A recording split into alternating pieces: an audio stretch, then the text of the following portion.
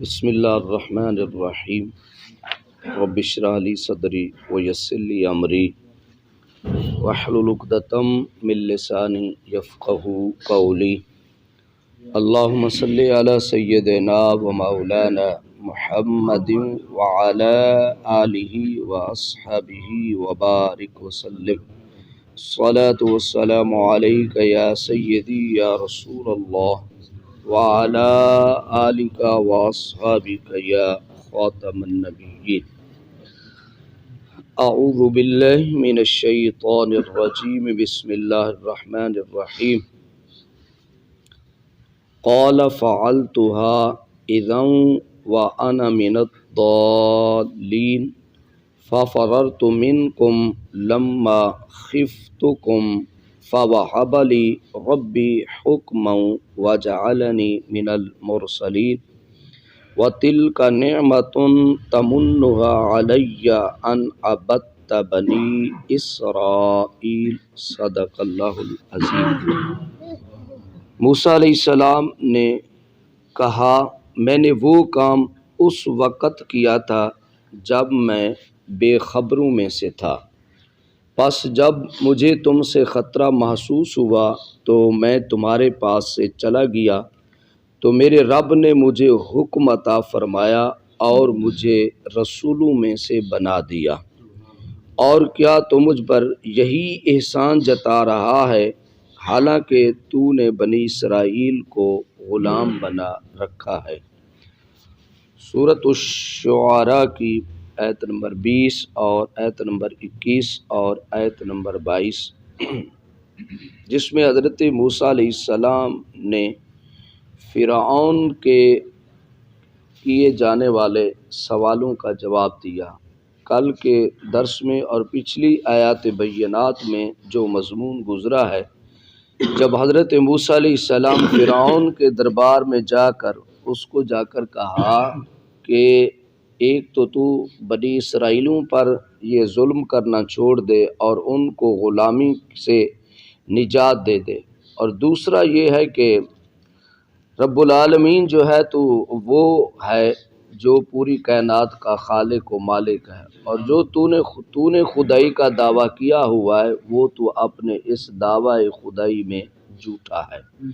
حضرت موسیٰ علیہ السلام نے جب اس کو یہ کہا تو اس نے حضرت موسیٰ علیہ السلام سے پھر اس کے بدلے میں دو باتیں کی۔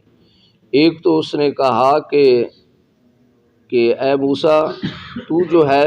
ہمارے پاس پرورش پاتا رہا ہے، ہم نے کئی سال تیری پرورش کی اور تو ہمارے اس احسان کو بھول چکا ہے۔ ایک تو اس نے یہ کہا، اور دوسرا اس نے کہا کہ چونکہ تو میرے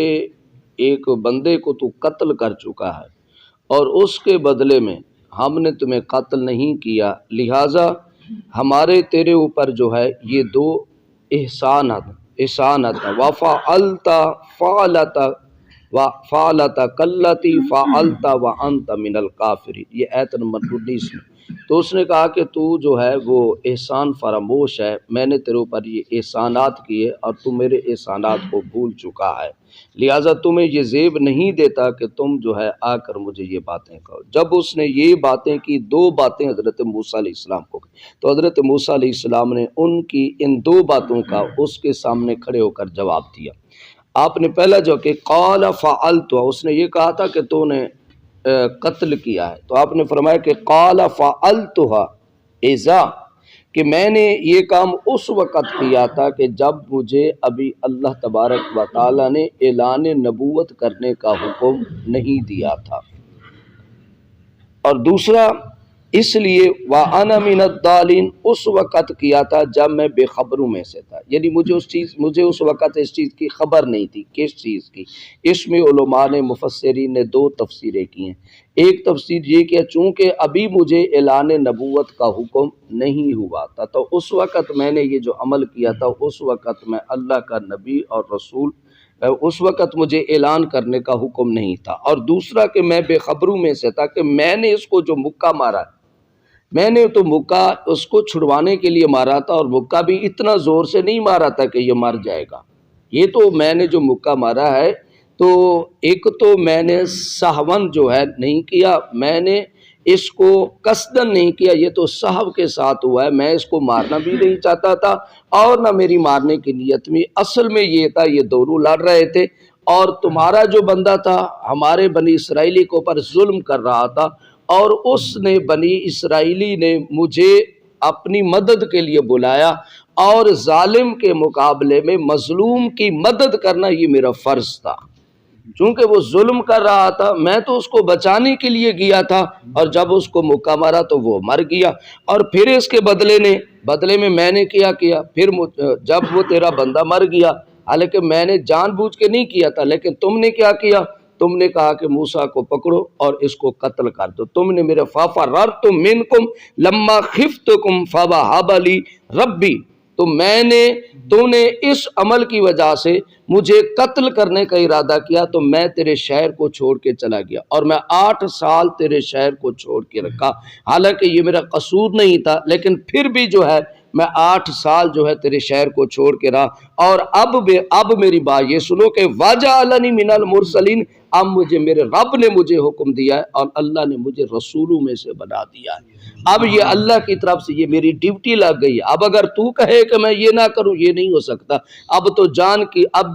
جان بھی دے دوں گا لیکن اپنے اللہ کے اس حکم سے پیچھے نہیں ہٹوں گا۔ تو حضرت موسیٰ علیہ السلام نے ان کو پہلا جواب یہ دیا، اور دوسرا اس نے کہا تھا کہ میں نے تیرے اوپر احسان کیا کہ اتنے سال میں تیری پرورش کرتا رہا، تو حضرت موسیٰ علیہ السلام نے اس کے وقت وَتِلْكَ نِعْمَةٌ تَمُنُّهَا عَلَيَّ، اور کیا تو نے مجھ پر یہی احسان جتا رہا ہے کہ میں نے تیری تو میری پرورش کرتا رہا ہے؟ تو آپ نے فرمایا کہ تیرے اس سے بڑا تو جرم یہ کر رہا ہے کہ علیہ ان ابتا بنی اسرائیل، تو کئی سالوں سے تو میری قوم کو غلام بنا کے بیٹھا ہے، کئی سالوں سے میری قوم جو ہے وہ تیری تابع داری کر رہی ہے، تیرے کام کر رہی ہے، تیری مشقت کر رہی ہے، اور میرا تو اگر تو جرم یہ کہتا ہے کہ یہ میرا جرم ہے تو میرے جرم سے تیرا جرم اس سے بھی بہت بڑا ہے کہ میں نے تو ایک قتل کیا ہے، جس کو تو کہہ رہا ہے کہ یہ تیرا جرم ہے، تو میں نے تو ایک قتل کیا ہے، لیکن تو جو ہے میری پوری قوم کا قتل کر رہا ہے، تو میری پوری قوم کا معاشی قتل کر رہا ہے اور میری قوم کے اوپر ظلم و تشدد کر رہا ہے، رہا تیری یہ بات کہ تو نے میری پرورش کی ہے، تو حضرت موسیٰ علیہ السلام نے اس کے سامنے کھڑے ہو کر اس کے جواب دیے کہ جو تو نے میری پرورش کی ہے یہ تیرا میرے اوپر کوئی احسان نہیں ہے۔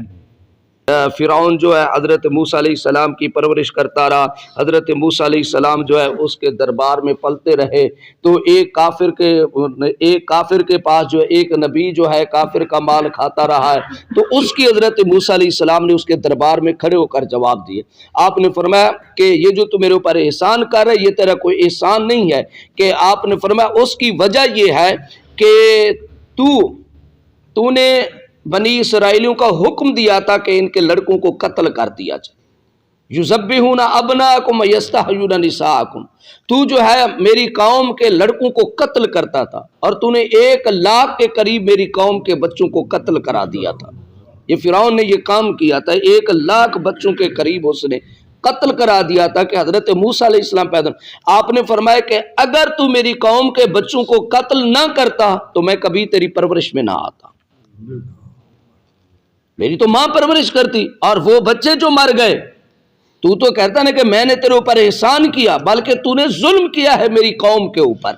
تو نے 1 لاکھ مئو کے گھروں کو اجاڑ دیا ہے، تو نے 1 لاکھ خاندانوں کو تو نے اجاڑ کے رکھ دیا ہے، اور رہی بات یہ کہ اگر تو میری قوم کے اوپر ظلم نہ کرتا اور ان کے بچوں کو ذبح نہ کرتا تو میرا رب کبھی بھی مجھے تیرے پاس نہ بھیجتا، یہ میرے رب نے تجھے سزا دی ہے کہ جس کو تو مارنا چاہتا تھا رب نے اسی کو تیرے گھر میں بھیج دیا، تو یہ سمجھتا ہے کہ احسان ہے؟ نہیں، یہ تیرے لیے بہت بڑی سزا ہے کہ جس کو مارنے کے لیے تو نے اتنے لڑکوں کو ذبح کر دیا تھا، اتنے لڑکوں کو قتل کر دیا تھا، میرے رب نے پھر بھی دیکھ کرم کیا کہ دیکھ میرا رب کتنی قوت والا ہے، تو کہتا ہے میں رب ہوں، تیری تو اتنی طاقت نہیں ہے کہ جس کو مارنے کے لیے تو 1 لاکھ کو مار دیا، تو میرے رب نے اسی کو تیرے گھر میں بھیج دیا، اب بتا رب العالمین تو ہے یا رب العالمین وہ ہے؟ اب بتا طاقت والا تو ہے یا طاقت والا میرا رب ہے جس کے کرنے کے لیے تو نے اتنے جتن کے؟ میرے رب نے کہا کہ جو میں چاہوں گا وہی ہوگا،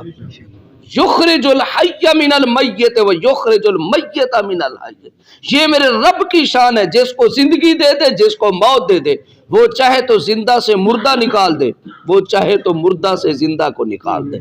یہ میرے رب کی طاقت ہے اور رب العالمین ہے۔ اور دوسرا آپ نے فرمایا کہ تو یہ کہتا ہے کہ تو میں نے میری پرورش کی ہے، آپ نے فرمایا اس کی وجہ یہ تھی کہ بنی اسرائیلیوں کو تو نے غلام بنایا تھا، تو تیری پرورش کا یہ احسان جو ہے،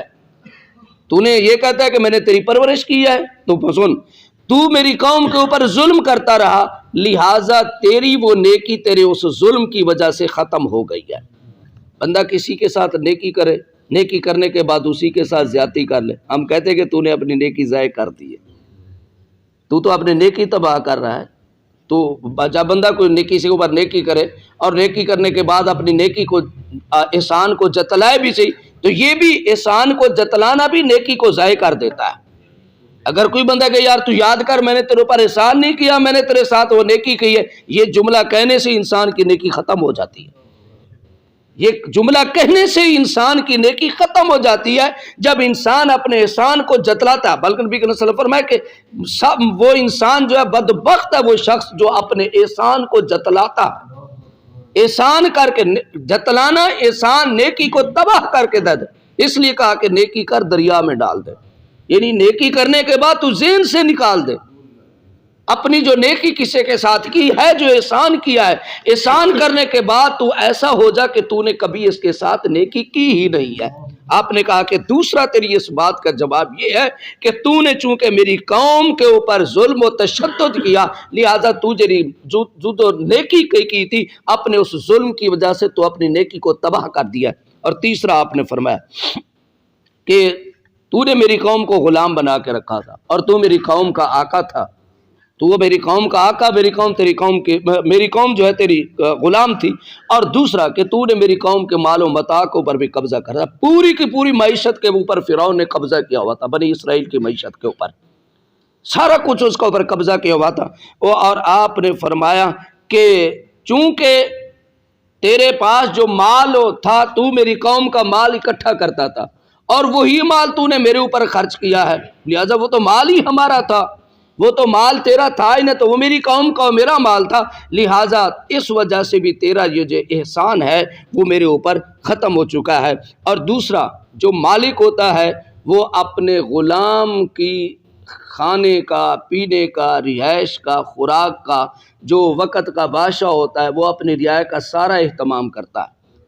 اگر ایک وقت کا بادشاہ اپنی رعایا کے لیے خورد و نوش کا وہ جتنا بھی اہتمام کرتا ہے تو اس کا اپنی رعایا پر احسان نہیں ہوتا ہے، وہ اس کی ذمہ داری ہوتی ہے۔ ایک باپ جس طرح اپنے خاندان کی کفالت کرتا ہے وہ اس کا احسان نہیں ہوتا، وہ اس کی ذمہ داری ہوتی ہے۔ یہ اس کی ذمہ داری ہے کہ اللہ تبارک و تعالی نے اس کی یہ ذمہ داری کر گئی ہے کہ تو نے اپنے خاندان کی پرورش کرنی ہے۔ اسی طرح وقت کا جو حاکم ہوتا ہے اس کی یہ ذمہ داری ہوتی ہے کہ وہ اپنی رعایا کا خیال کرے، اپنی رعایا کے لیے ہر چیز کا انتظام کرے، یہ اس کی ذمہ داری ہوتی ہے، یہ اس کا احسان نہیں ہوتا ہے۔ تو آپ نے فرمایا کہ چونکہ میری قوم تیری غلام تھی اور تو اس کا آقا تھا، لہٰذا اس وجہ سے بھی یہ تیری نیکی جو ہے یہ ختم ہو گئی ہے، یہ تیرا احسان ختم ہو گیا ہے، لہٰذا میرے اوپر جو ہے کوئی احسان نہیں ہے۔ اور راکی بات یہ کہ اب میرے رب نے مجھے چونکہ یہ ڈیوٹی لگا دی ہے، اب اللہ کے اس حکم کو پورا کروں گا، اس کے لیے جو بھی تو میرے ساتھ ظلم و تشدد کرے گا میں کبھی بھی اس کا لحاظ نہیں کروں گا، بلکہ اپنے رب کا پیغام تیرے تک اور تیری پوری قوم تک پہنچاتا رہوں گا یہاں تک کہ میں اس دنیا سے چلا جاؤں، لیکن اپنے رب کے اس حکم کو، اس مشن کو کبھی نہیں چھوڑوں گا۔ تو حضرت موسیٰ علیہ السلام نے فرعون کے سامنے کھڑے ہو کر ان کے سوالوں کا جواب دیا اور اس کو جواب دے کر آپ نے اس کو لاجواب کر دیا۔ پھر جب آپ نے یہ کہا تو پھر آگے فرعون کہنے کہا کہ قال فرعون وما رب العالمین، تو وہ کہنے لگا موسیٰ چلو اس بات کو چھوڑو، اپنے رب کا تعارف کرو کہ تیرا رب ہے کون۔